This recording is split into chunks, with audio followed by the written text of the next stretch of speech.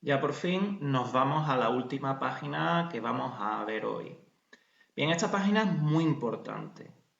Os he estado diciendo antes que esta página es la más importante de todas, a mi entender, pero la siguiente más importante de todo el tema sería esta. Por tanto, lo primero que tenéis que tener clarísimo son esta página y esta de aquí. Si tenéis estas dos páginas claras, el resto, lógicamente, habrá que estudiarlo, pero va a ser mucho más fácil desde mi punto de vista.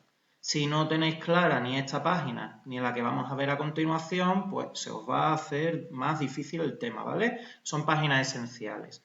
Bueno, la voy a leer y voy a ir analizando los puntos más importantes de aquí. Lo que tenemos en esta página son las características de la Guerra Fría y en los apuntes aparece dividido en tres partes. Por una parte está hablando de la relación que se da entre Estados Unidos y la Unión Soviética durante dicha Guerra Fría. Por otra parte va a hablar de las guerras calientes, a las cuales yo he hecho referencia antes mediante el nombre de guerras periféricas o guerras complementarias. Y por último se va a hablar en esta página de las zonas de la zona de influencia que va a tener Estados Unidos en el mundo y de la zona de influencia que va a tener por su parte la Unión Soviética. Dicho esto, vamos a comenzar con la relación que había entre Estados Unidos y la Unión Soviética, la URSS. Lo primero, que ya se ha mencionado antes, es que no hay una guerra directa, una guerra caliente, un conflicto directo, bélico, entre ambos países. Solamente se va a llegar a la violencia entre ellos a nivel de espías o a aviones espías, es decir, de una forma secreta y encubierta. Va a ser evidente que va a haber un conflicto entre ambos y una gran competitividad, como hemos estado viendo en páginas anteriores, pero lo que es el conflicto bélico directo no se va a dar, se va a evitar.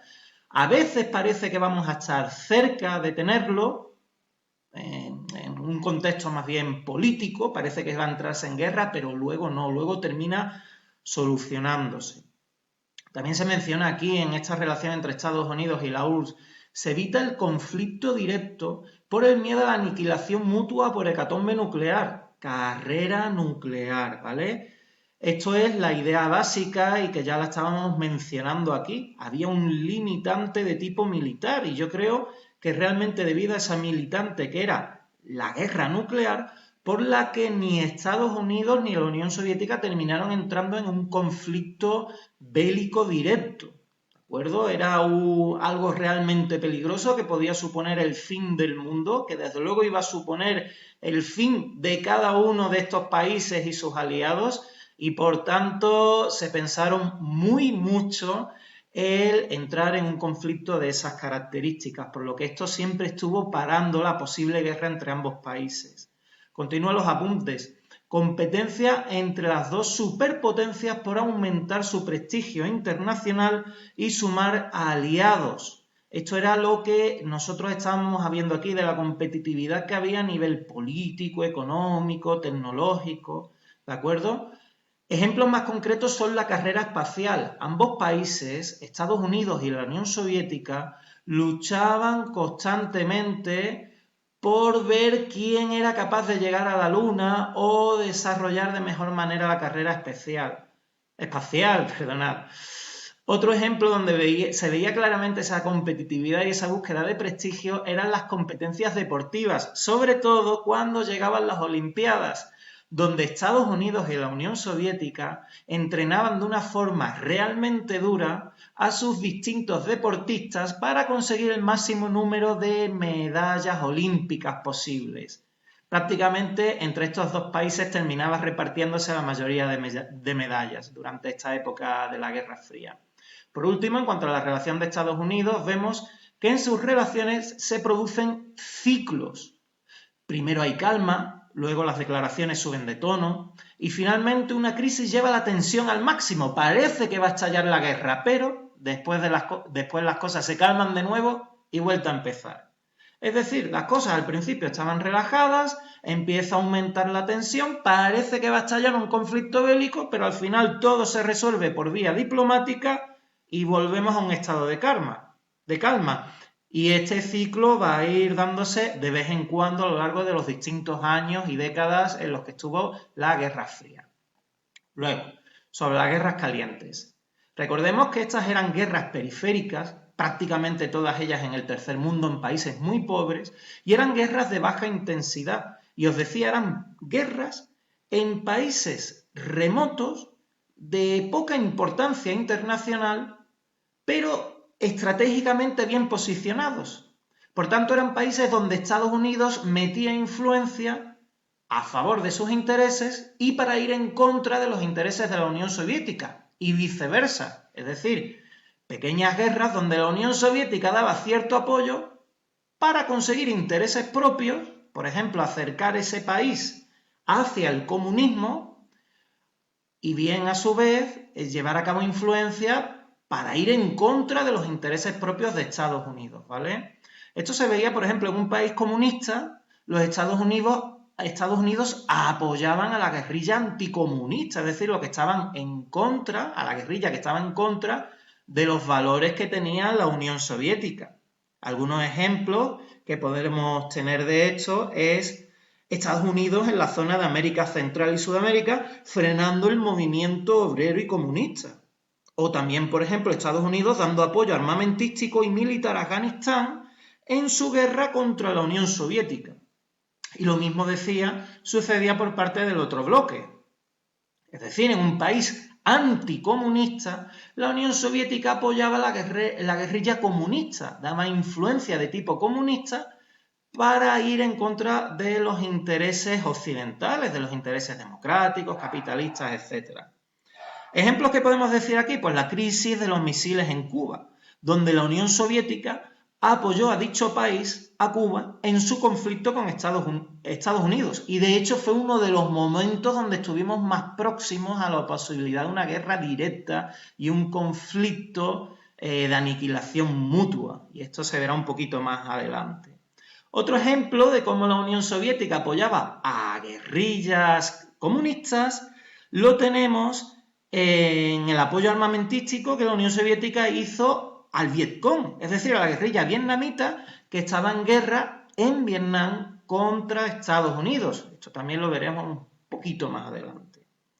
Y bueno, aquí se menciona que desde el año 1945 al año 1995 aproximadamente, aunque a mí me gusta indicar que la Guerra Fría termina en el 91 con la desaparición de la Unión Soviética, pues indica que a lo largo de todas esas décadas, aproximadamente en estas guerras periféricas, hubo unos 60 millones de muertos, o sea, más o menos lo que tuvimos durante la Segunda Guerra Mundial. Por lo que sí, eran pequeñas guerras en distintos lugares del mundo, pero es que empezabas a sumar una guerra y otra guerra y otra guerra, y conflictos que duraban a veces muchos años, pues había una cantidad de muertos enorme. Así que no teníamos una guerra directa entre Estados Unidos y la Unión Soviética, pero sí teníamos un montón de conflictos bélicos abiertos en terceros países donde iban muriendo, por desgracia, millones de personas.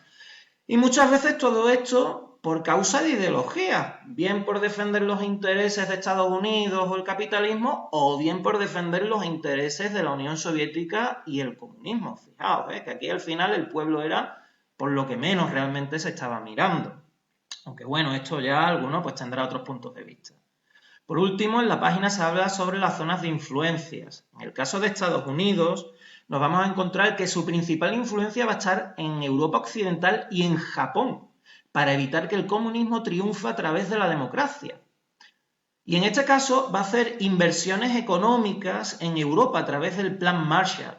Recordad que tras la Segunda Guerra Mundial Europa queda devastada. Entonces una forma que tiene Estados Unidos de acercarse y ganarse a los países europeos es mediante este denominado Plan Marshall, que era dando ayudas económicas para desarrollar de nuevo los distintos países democráticos en Europa. En la siguiente página se hablará del Plan Marshall, pero eso será otro día, ¿vale? Por otra parte, también Estados Unidos tenía bastante zona de influencia en América Latina. Se añade aquí, será controlada primero con democracias oligárquicas y luego, cuando el comunismo sea una verdadera amenaza, mediante dictaduras militares. Vosotros preguntaréis, ¿qué es una democracia oligárquica? Bueno, pues mirad, es muy sencillo. Una democracia oligárquica es una democracia, pero de unas pocas personas poderosas, ¿vale? De unos pocos poderosos, donde realmente, a diferencia de una auténtica democracia, no se está representando en verdad al pueblo, sino se está representando a través de la democracia los intereses de gente poderosa, ¿vale? Yo os voy a poner un ejemplo. Para mí España actualmente es una democracia oligárquica, porque se dice que se representan mucho los intereses del pueblo, pero para mí no es así. Se están representando los intereses de determinados grupos y personas de poder. Entonces, una democracia oligárquica, a pesar de defender los intereses a través de la democracia de un grupo reducido de personas de mucho poder, este tipo de democracia se disfraza de democracia en sí, es decir, dicen representar al pueblo y gobernar por el pueblo, pero luego no están así, están utilizando al pueblo para defender los intereses de estos grupos poderosos, ¿no? Bueno, pues aquí se indica que Estados Unidos utiliza la democracia oligárquica para controlar países en América Latina. Pero cuando esto no funciona, cuando el comunismo empieza a ser una auténtica amenaza, es decir, por ejemplo, hay un movimiento obrero de tipo revolucionario que parece que va a cambiar el sistema político en dicho país, pues entonces ya directamente Estados Unidos apoya una dictadura de tipo militar. Es decir, ante todo, sus propios intereses. Y un poco lo mismo, pero desde el otro bando, va a suceder en relación a la URSS, a la Unión Soviética. Mientras que Estados Unidos va a tener mucha influencia en la Europa occidental, la Unión Soviética lo va a tener en la Europa oriental, con dictaduras comunistas. Va a ser el caso, por ejemplo, de Alemania Oriental, de Polonia o de Rumanía, por poneros algunos ejemplos. Luego en Asia, mientras Estados Unidos tenía influencia en Japón, la Unión Soviética lo va a tener en China, pero también en Corea y en Vietnam. Aquí se van a producir guerras civiles que va a apoyar la Unión Soviética y va a acercar estos países al comunismo. Y por último, la Unión Soviética también tenía influencia en los movimientos descolonizadores que se dieron en África y Asia. En el próximo tema nosotros vamos a estudiar la descolonización y vamos a ver cómo en muchos países del tercer mundo van a aparecer movimientos nacionalistas que van a ir en contra del Imperio Británico, del Imperio Francés y de los otros imperios que nosotros estudiamos en el segundo tema, en el segundo trimestre en relación al colonialismo, ¿vale? Pues a lo largo de la Guerra Fría se va a dar, por tanto, un proceso de descolonización, es decir, donde los distintos imperios, el británico, francés, etcétera, van a ir perdiendo sus distintas colonias.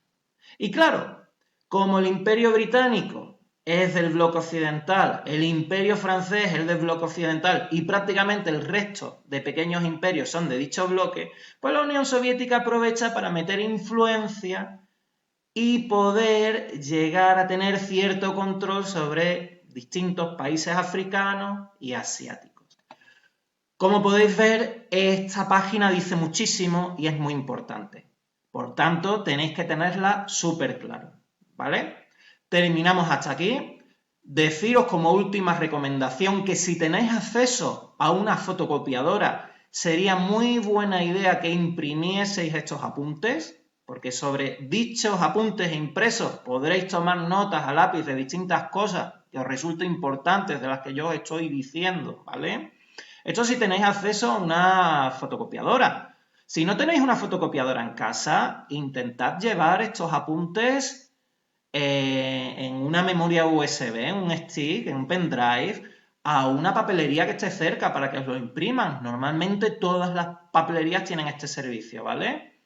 Os va a suponer aprender más, os va a suponer aprender de una forma más fácil y un poco más agradable, sin depender tanto de estar escuchándome todo el tiempo si ponéis más veces estos vídeos o de estar pendientes de un teléfono móvil o de una tablet o de un ordenador, ¿vale? Bueno, pues ahí lo dejo. En un principio no vamos a ver nada más del ámbito social por esta semana, así que un saludo y ya seguimos en otro momento, ¿vale? Con dicho área. Venga, mucha suerte con todo.